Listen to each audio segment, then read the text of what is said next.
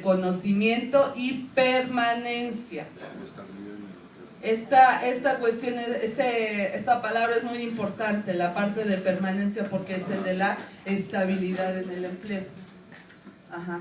Entonces aquí ya viene desde el tercero constitucional, que va a ser la evaluación la que va a determinar la estabilidad en el empleo para los maestros.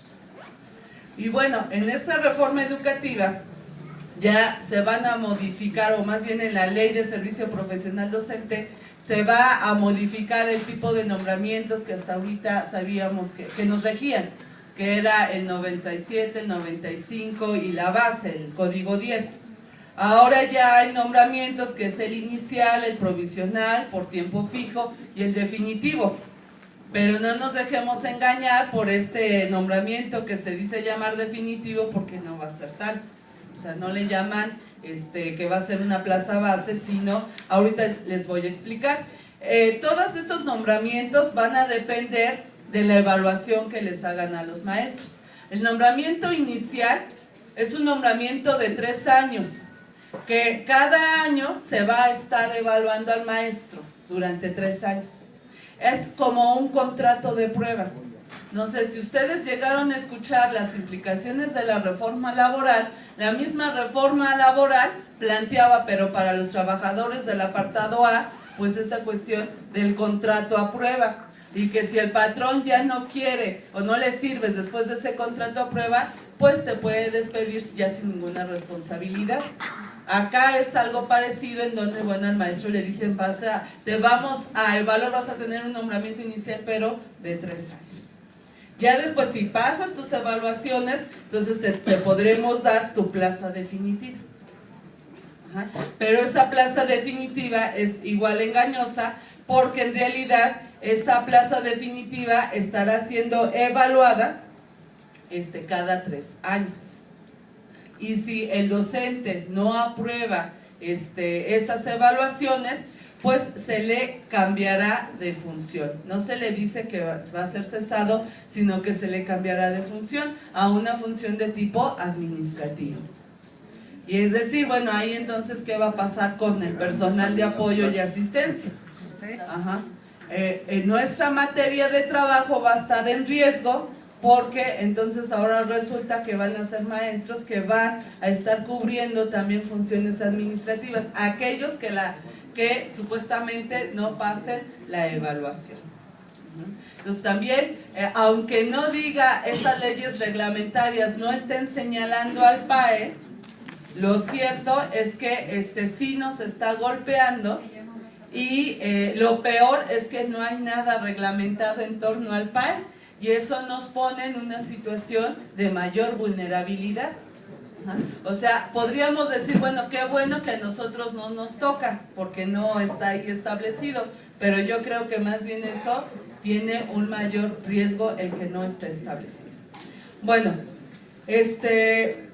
los maestros que no cumplan con las evaluaciones, digamos, que se opongan a ser evaluados, que no cumplan con toda la serie de tareas que tienen que realizar para esta evaluación, esos maestros sí serán cesados. Y serán cesados sin ninguna responsabilidad de la autoridad educativa. Inclusive se habla, ¿no?, de que si los maestros no cumplen con todas sus obligaciones, aumentan el número de obligaciones que deben de cumplir los maestros, serán cesados sin responsabilidad de la autoridad jurídica, pero sin que tenga que además que intervenir el Tribunal de Conciliación y Arbitraje. Es decir, sí, ya ustedes seguramente son conscientes de las actas administrativas que luego las autoridades levantan sin mayor sustento, con total prepotencia y autoritarismo, y que muchas veces piden pues el cese del compañero. Bueno, en este marco, aunque no viene así estipulado tal cual, ¿no?, pero en este marco estaríamos viendo la perspectiva de que entonces muchas de esas actas administrativas ya no tengan que llegar al tribunal para que se determine el cese, sino que ya es el jurídico de la SEP el que va a poder determinar el cese. y sin ninguna responsabilidad, es decir, el derecho que además teníamos para poder demandar, queda ya extinto. Ajá. Y entonces, bueno, con esto, pues las plazas base ya no valen, ¿no? Entonces se elimina la estabilidad en el empleo, desaparece el escalafón, de por sí el escalafón, pues no venía funcionando. Bueno, con esto, pues ya, ¿para qué? ¿No? En la cuestión de los maestros, a nosotros yo digo que el sistema de desarrollo profesional de carrera pues también ha dañado esta cuestión del escalafón, porque más bien los maestros están pensando subir del nivel del sistema, no pensar en subir en el escalafón, ¿no? Que se supone que era pues lo que nos permitía poder tener una mejor plaza. Bueno,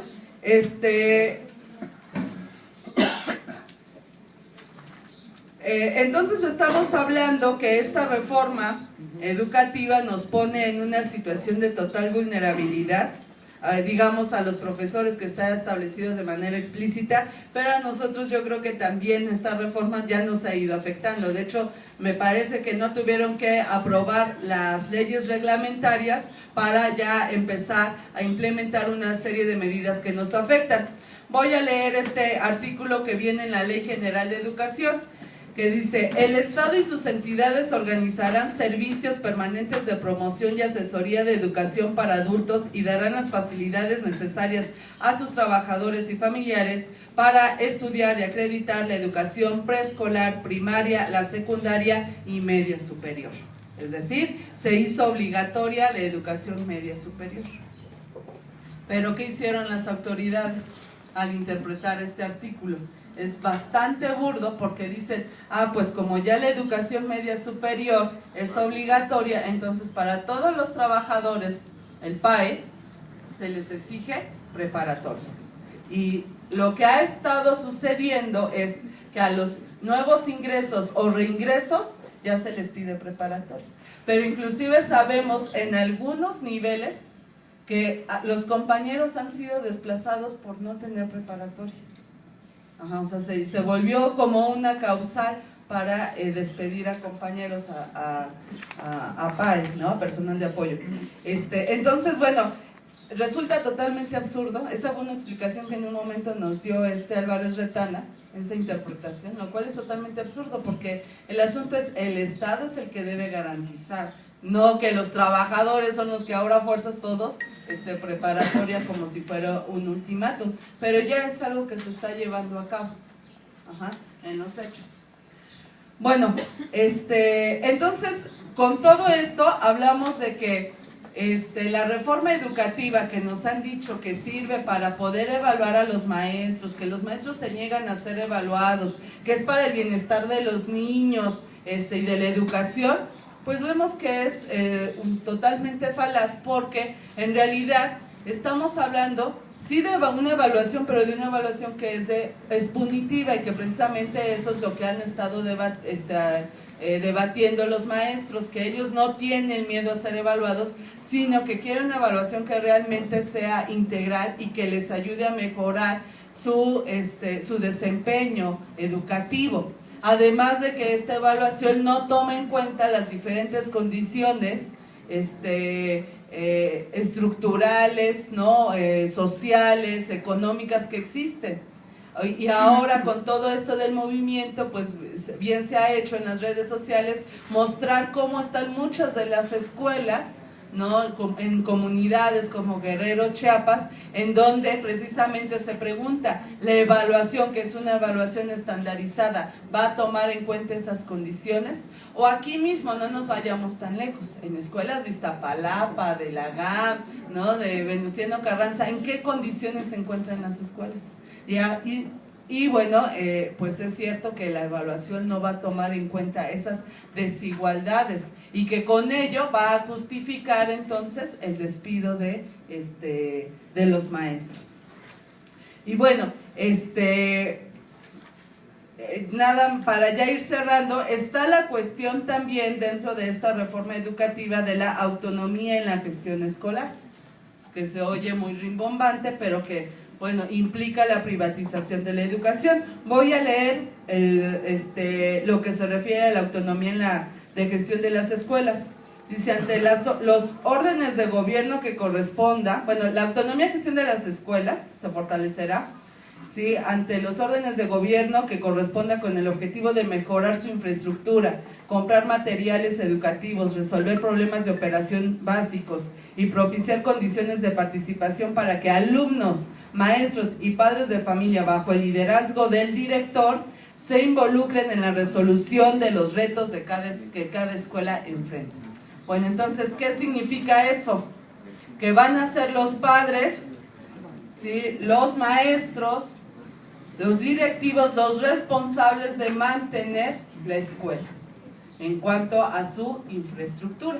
Es decir, aquí por eso también hemos estado viendo cómo padres de familia en algunos lugares, como ahorita Xochimilco, Milpalta, Tláhuac, padres de familia son los que están realizando asambleas masivas para cerrar las escuelas, porque son conscientes de que ahora ellos son los que van a tener que sostener las escuelas. Ajá, y bueno, esto entonces significa el deslinde del Estado de su obligación a garantizar la educación pública. Entonces, pues es una cuestión que a nosotros nos afecta o nos va a afectar como trabajadores, pero también como padres de familia. Ajá, entonces, aquí por eso el movimiento magisterial ha tenido un alcance mucho más amplio, porque se está perdiendo un bien social que es la educación pública y gratuita. Ajá, entonces, bueno, pues tendríamos que nosotros ahorita pues ver qué es lo que vamos a hacer en torno a esto.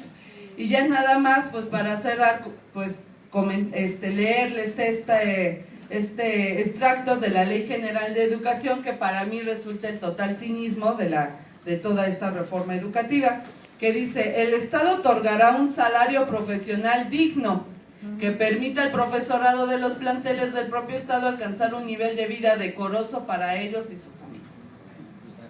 Bueno, entonces, bueno, sí, a nosotros pues sí nos aplicarán, ¿no?, todas esas leyes reglamentarias. Ya lo anunció Chuaifet, que se apliquen ya las leyes a todos esos maestros que ahorita han salido a inconformarse, ¿no? Pero, bueno, pues aquí el Estado, pues de ninguna manera cumple con su obligación, porque pues nuestro aumento salarial de este año de 3.9% resulta más que vergonzoso, ¿no?, raquítico y demás. Entonces, compañeros, pues este es un panorama general de lo que es la reforma educativa, y que sé que se tendrían que profundizar en algunos temas, pero que esa es la idea precisamente de este foro, que podamos profundizar y que nosotros como PAE veamos cómo nos afecta, y que avancemos hacia esta cuestión de si vale la pena o no que nos sumemos a la movilización de los maestros, porque mucho se ha planteado que eso es para los docentes y los administrativos somos como otra cosa, ¿no? Y tratando de dividir al gremio, pero lo cierto es que todos estamos metidos en lo mismo, ¿no? Y que tendríamos que estar valorando entonces cómo unificarnos. Y bueno, faltó hablar sobre las cuestiones del sindicato, de también cómo con esta reforma se golpea, pero que yo espero que ahorita con el debate pues más bien se pueda profundizar. ¿Qué hacer, compañeros, frente a esta reforma? Pues es el propósito, es parte del propósito de este encuentro. Gracias.